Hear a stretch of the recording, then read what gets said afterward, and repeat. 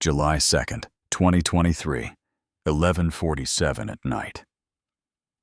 Just outside Stillwater, Oklahoma, the sky split open in a way that didn't feel natural. The storm had been building for hours. Low thunder rolling across the fields. Wind pressing hard against the old wooden structures that had stood there for decades. But when the lightning finally came down, it didn't scatter. It chose a single point, Daniel Hayes's barn. The strike hit like a hammer from above, bright, violent absolute. For a split second, the entire property lit up as if it were day. And then, almost instantly, the fire followed. Dry wood, stored hay, fuel barrels along the wall, everything caught. Flames climbed faster than anyone could react. Within seconds, the roof was glowing from underneath. Within minutes, it was gone. Daniel stood about 30 yards away when it happened. He didn't run, didn't shout, didn't even try to get close, because he already knew. By the time the first beam collapsed inward, taking half the structure with it, there was nothing left to save. 30 years, machines, tools, storage, feed. The place where his father had worked. The place where his grandfather had stood before him. Gone. The fire department arrived, but it wasn't to save anything. It was to keep the flames from spreading. Neighbors stood at the edge of the property, quiet, watching from a distance. Some of them had known that barn longer than they'd known Daniel. No one said much, because there wasn't anything to say. By 1:12 a.m. all that remained was a blackened frame and a low glow where the center had burned the hottest. Daniel stayed there the whole time, hands at his sides, eyes steady, not looking at the fire, looking through it. And if you had been standing there that night, you might have thought the worst part of his story had just happened. But it hadn't, because what Daniel Hayes did the next morning didn't make sense to anyone. By 9:30 a.m., Daniel was standing inside the local bank. Same jacket, same boots, still carrying the smell of smoke. Across the desk from him sat Richard Cole. Pressed shirt, polished shoes, clean desk. The kind of man who measured risk in numbers, not in years. Richard had financed part of Daniel's operation 2 seasons back. Not a large loan by his standards, but enough to matter to a man like Daniel. He already knew about the fire. Everyone did. News traveled fast in a place like this. Richard leaned back slightly in his chair, fingers steepled together, studying Daniel with a look that wasn't quite sympathy and wasn't quite concern. You didn't have full coverage, he said. What? It wasn't a question. Daniel shook his head once. Number. A short pause followed. Richard nodded slowly, like he had just confirmed something he already expected. That's a problem, he said. Daniel didn't respond. Richard glanced down at the file in front of him. You've got equipment losses, structural loss, and you're heading into a planting window. You can't miss, he continued. Even if we extended your current note, you don't have the capital to restart. He looked back up. You understand that, right? Daniel nodded again, still calm, still quiet. Richard let out a small breath, leaning back further now. Daniel, I'm going to be straight with you, he said. You're done. The words didn't come with anger. They came with certainty, like a conclusion, like something already decided. A man standing off to the side, a local equipment dealer named Hank Willis, shifted his weight and gave a small, almost amused smile. I told you last year, Hank said. You should have upgraded when you had the chance. Daniel didn't look at him. Hank went on anyway. You can't run a place like yours on patched-up junk forever. That stuff burns. It's gone. And replacing it? He shook his head. Even used, you're looking at more than you've got left. A couple of people waiting near the door had started listening now. Not openly, but enough. Richard tapped the desk lightly with his finger. If you want to liquidate, we can talk about options, he said. But rebuilding from this with what you have, he gave a small, almost polite shake of the head. That's not realistic. There it was. Not just doubt. Dismissal. Final. Daniel stood there for a second longer. Then he spoke. I don't need much. His voice was low. Even. Richard raised an eyebrow. No. Daniel shook his head. $400. The room didn't react immediately. It took a second. like the words had to settle before anyone understood what he meant. Then Hank laughed, not loud, but enough. 400, he repeated. You can't even buy scrap for that right now. A couple of others near the door smiled. Richard didn't laugh right away. He just looked at Daniel, then leaned forward slightly. Daniel, he said slower. Now you lost everything last night. A pause. Everything. He held Daniel's gaze. And you think you're going to rebuild a working farm? With $400. This time the laughter came easier, not cruel. Just certain, because to them, it wasn't even a question. It was obvious. Daniel had lost more than his barn. He'd lost perspective. They thought he had nothing left. Someone muttered near the door, and maybe Hank added, still smiling.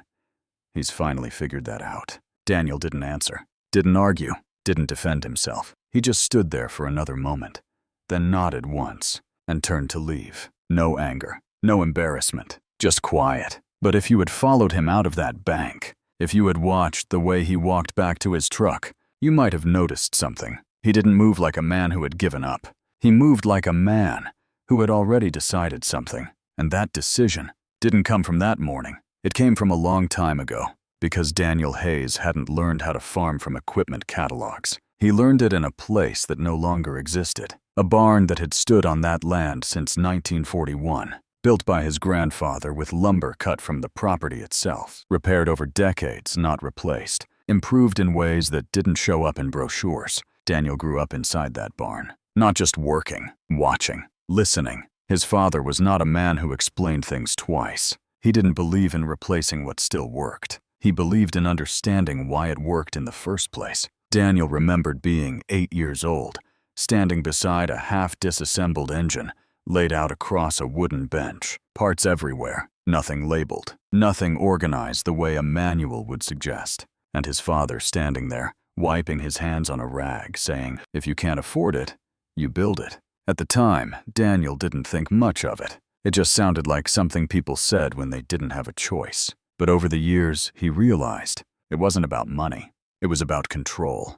They didn't buy new machines because they couldn't. They rebuilt old ones because they understood them. The crawler his father used wasn't factory standard. Neither was the baler. Neither was the pump system that ran off a motor salvaged from something nobody even remembered. Everything had been changed, adjusted, not to be better on paper, but to work with that land, because the soil out there didn't behave the way people expected. It held water longer, it packed tighter, it punished speed. Machines that worked fine 10 miles down the road would fail there, but the ones his father built didn't fight the ground. They moved with it. And there was one thing in that barn, one design, that his father never wrote down, never explained fully, just showed once, and expected Daniel to remember. That was the part nobody outside that farm had ever seen. And standing in the ashes the night before, Daniel hadn't been thinking about what he lost. He had been thinking about that. Because while everything else burned, that idea didn't.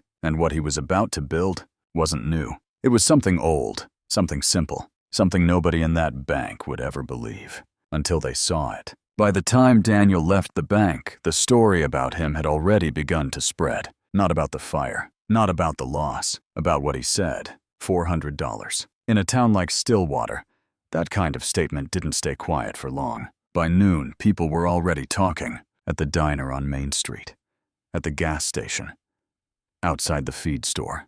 He lost his barn last night, and now he thinks he can rebuild with $400. A few laughed. Most just shook their heads because they had seen this before. A man pushed too far. A man who refused to accept reality.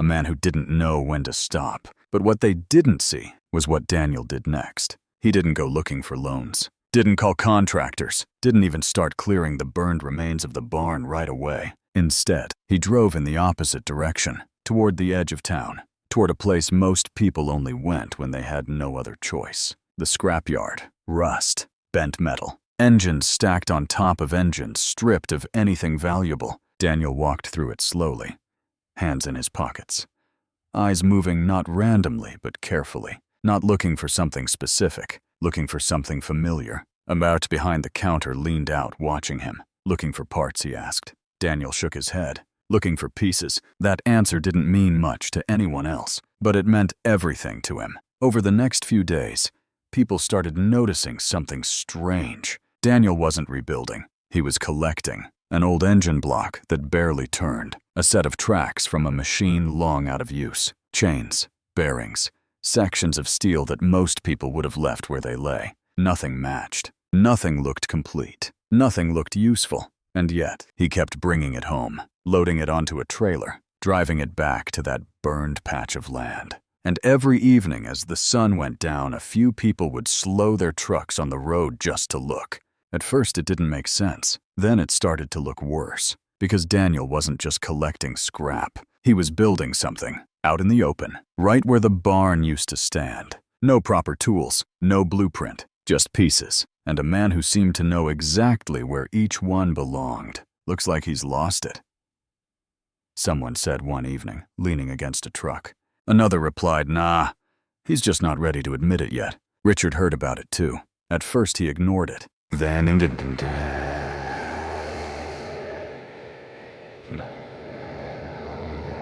by the end of the week, he drove out himself, parked at the edge of the property, stepped out, and watched. Daniel was in the middle of the frame of something low to the ground. Welding. Slow. Precise. Not rushed. Not desperate. That was the part Richard didn't understand. There was no panic in him. No urgency. Just focus. What is he even building? Richard muttered. No one had an answer, because whatever it was, it didn't look like anything they recognized. And that was the problem, because this story wasn't really about rebuilding a farm. It was about something much smaller and much more dangerous to misunderstand. What Daniel remembered was not a machine. It was a principle, something his father had shown him once late one evening, when the ground had been just as wet, just as unforgiving. A tractor had gotten stuck, deep. Everyone else had tried pulling it out. More power, more speed, more force. And every time, it sank deeper. Daniel had been standing there watching, confused, frustrated, until his father stepped in. Not with a bigger machine, not with more strength, but with something slower, something steady, something that didn't fight the ground. That was the part nobody ever wrote down, because modern machines weren't built for that. They were built for output, for speed, for efficiency. Not for patience, not for understanding. And what Daniel was building now wasn't meant to impress anyone. It wasn't meant to look powerful. It was meant to work. On that land, under those conditions, with exactly what he had. A hybrid of parts that shouldn't have fit together. An engine that didn't match the frame. Tracks that came from a different decade. A transmission system that had been adjusted not for speed, but for control. Extreme laws to low intermediate torque. Continuous pull. No sudden force, no break in motion. It didn't look like much, but it didn't need to, because what he was building was something modern machines had forgotten how to be. And when people started to realize that he was serious, the attention changed. More trucks stopped. More people gathered. Richard came back again. This time, he didn't stand far away. He walked closer. Daniel, he called out. No response. Daniel kept working. Richard tried again. You really think that thing's going to replace everything you lost? Daniel stopped, just for a second, looked up, then went back to what he was doing. I don't need everything, he said. That answer stayed in the air longer than expected, because it didn't sound like a man defending himself. It sounded like a man who already knew the outcome. By the 10th day, the machine was done, or at least it looked done. Low, rough, built from parts that had no business being together. No paint, no polish, just metal and purpose. And that was the day everyone came to watch, because this was the moment, the one they had been waiting for, the one they were sure would prove them right. Richard stood at the front. Hank was there too. So were half the people who had laughed in that bank. Daniel climbed onto the seat. No speech, no explanation, just reached forward and started it. The engine coughed once. Twice. Then it addled into a low, steady rumble. Not loud, not impressive, almost underwhelming. A few people smirked. That's it, someone whispered.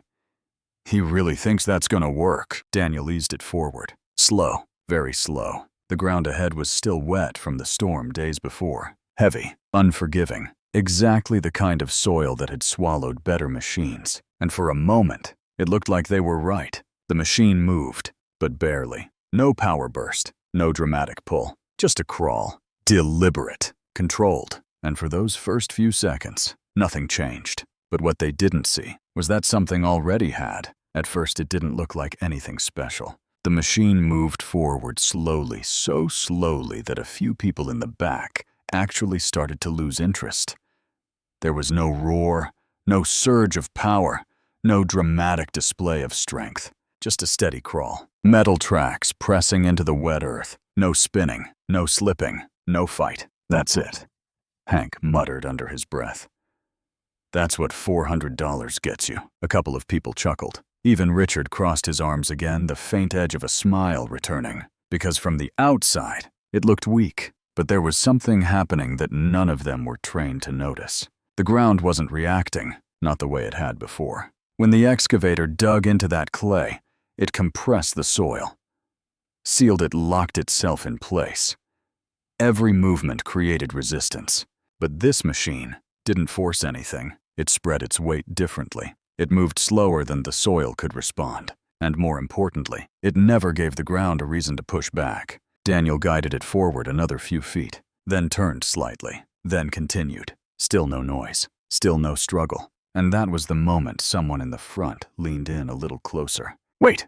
The tracks weren't sinking. Not deeper. Not at all. Another few feet. Still stable. Still controlled. A man stepped forward, squinting. How is it not digging in? No one answered, because no one understood, except Daniel. And what happened next was the part nobody forgot. He drove the machine straight into the softest part of the field, the same section where just days earlier heavy equipment would have struggled to stay upright. The crowd shifted. Someone laughed nervously. He's gonna bury it. But Daniel didn't hesitate. He didn't speed up, didn't adjust. He just kept going, and the machine followed. Not fast, but steady, relentless, like it belonged there. And that's when it changed. Not in a dramatic burst, not in a single moment, but in realization. The field that had swallowed everything else was letting this machine pass, not because it was stronger, but because it wasn't fighting it. Silence fell over the crowd, not the kind from before. This was different. This was understanding arriving slowly whether they wanted it or not. Richard took a step forward, then another. His eyes locked on the tracks, then the ground, then back to the machine. The smile was gone, because this wasn't supposed to work. And yet, it did. Daniel completed a full pass across the field. Then another, each one as steady as the last. No sinking, no struggle, no failure, just progress. And when he finally stopped, turned the engine off, and stepped down, no one clapped, no one cheered. They just stood there, because they knew what they had just watched was something they had dismissed too early, too easily. Richard walked up slowly, not with authority this time, not with certainty, just careful. What is that? He asked. Daniel wiped his hands on his jacket, looked out across the field. It's enough, he said. That answer didn't satisfy the question, but it answered something else, something deeper, because it wasn't about what the machine was. It was about what it did and why it worked. Within days, the story spread, at first locally, then a video someone had taken just a short clip of the machine crossing that field without sinking. People started sharing it, not because it was flashy, but because it didn't make sense. $400 machine outperforms modern equipment. Farmer rebuilds farm with scrap. Old design beats new tech. The headlines weren't wrong, but they weren't complete either. Because what they missed was Daniel. Offers started coming in, small at first, then bigger. People asking to buy the design, to fund it, to scale it. One company even sent a representative down, offering to turn it into a product. Richard came back too. This time he didn't stand at a distance. He walked straight up to Daniel. I can help you grow this, he said. Get it out there. Make something real out of it. Daniel looked at him. Then back at the field. It already is, said. Richard hesitated, because for the first time, he didn't have a better answer. And that was the part that stayed with him. Daniel never rebuilt the barn the same way. He didn't replace everything he lost. He didn't chase what was gone. He rebuilt what he needed, nothing more, nothing less. And that machine, it kept working, not just for him, but for others who started coming, by asking quiet questions instead of making loud assumptions. And Daniel always answered the same way, Not with explanations, not with diagrams, but with something simpler. Watch the ground. That was it. Because everything else came after that. People like to believe that more money means better solutions, that newer means stronger, that bigger means smarter. And most of the time, they're not wrong until they are. Because there are things in this world that don't respond to force. Things that don't care how much you spend. Things that require something else entirely. Understanding, patience, respect. Daniel didn't rebuild his farm with $400. He rebuilt it with something he already had. Something no fire could take, and no bank could measure, because sometimes what you build from nothing is worth more than everything you can buy, and the people who look like they have the least are the ones who understand the most.